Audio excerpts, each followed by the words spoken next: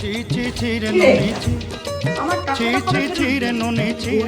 মাল খাওয়ার বেলায় ঠিক টাকা তোমার জোগাড় হয়ে যাচ্ছে, টাকা দেওয়ার বেলায় তোমার কাছে টাকা নেই।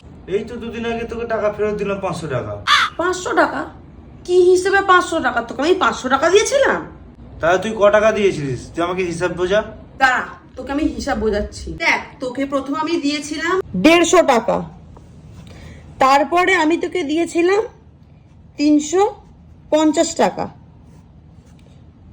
0 5 5 10, 3 আর 1 4।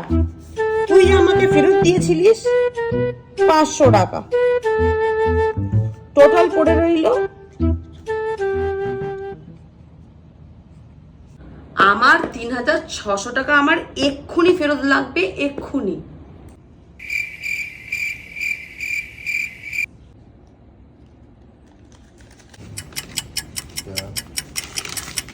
জীবনেও আমার থেকে তুই আর টাকা কোনোদিনও ফেরত চাইবি না।